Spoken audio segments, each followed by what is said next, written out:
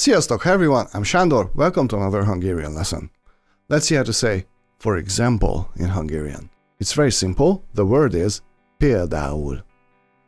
Például. Példa means example. Sometimes in math you can also translate it as exercise. Például literally means as an example. That's pretty much it. Let's see some examples. Lássunk néhány példát. Szeretem a gyümölcsöket, például az almát és a körtét. Szeretem a gyümölcsöket, például az almát és a körtét. I like fruits, for example, apples and pears. Notice that I use the singular form of apples and pears in Hungarian. A városban rengeteg látnivaló van. Például múzeumok és parkok. A városban rengeteg látnivaló van, például múzeumok és parkok. There are many sites in the city, for example, museums and parks. Sok állat éjszaka aktív, például a bagoly. Sok állat éjszaka aktív, például a bagoly. Many animals are active at night, for example, the owl. I guess it's more natural in English to use the plural form, so let's fix the second clause and say, for example, owls. Nagyon sok híres festő van. Például Leonardo és Picasso. Nagyon sok híres festő van, például Leonardo és Picasso. There are many famous painters, for example, Leonardo and Picasso. Nagyon sok hülye van a világon, például te. Nagyon sok hülye van a világon, például te. There are many stupid people in this world, for example, you. Sok mindent szeretek csinálni.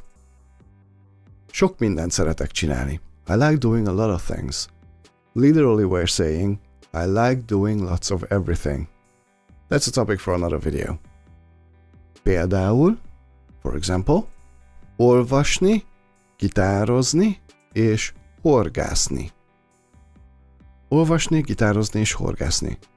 Reading, playing the guitar, and fishing. Yes, I use the infinitive form in Hungarian. It's this simple really. Whenever you want to say, for example, in Hungarian, just say például. However, there's another phrase which is a bit more eloquent, a bit older, and mostly you'll find it in writing. We do say it though, it depends on how we feel. That phrase is példának okáért. Példának okáért. It literally means for the reason of an example. The usage is exactly the same, you just sound a bit fancier when you say this. You could take all of our example sentences and substitute például with példának okáért. Mind you, például sounds more natural most of the time, at least to my ears. A világon több nagy folyó van. Példának okáért a Nílus és az Amazonas. A világon több nagy folyó van. Példának okáért a Nílus és az Amazonas. There are multiple big rivers in this world. For example, the Nile and the Amazon. If you're just writing például, there's no comma after that, but we do use a comma after példának okáért. Sok embert utálok, példának okáért téged. Sok embert utálok, példának okáért téged. I hate many people, for example, you. I'm giving you all the useful stuff, see? If you use this phrase in everyday situations, you can sound a bit more official, a bit more sophisticated, and also a bit more funny even. Because, you know, sometimes we jokingly use fancy words and phrases for mundane things. Let's say you have a garden and you're growing tomatoes. You show it to a friend and say, a világ tele van kincsekkel. Példának okáért itt ez a paradicsom. A világ tele van kincsekkel. Példának okáért itt ez a paradicsom. The world is full of treasures. For example, here's this tomato. You can make it sound really dramatic. A világ tele van kincsekkel. Példának okáért itt ez a paradicsom. Actually, tomatoes are actual treasures if you ask me.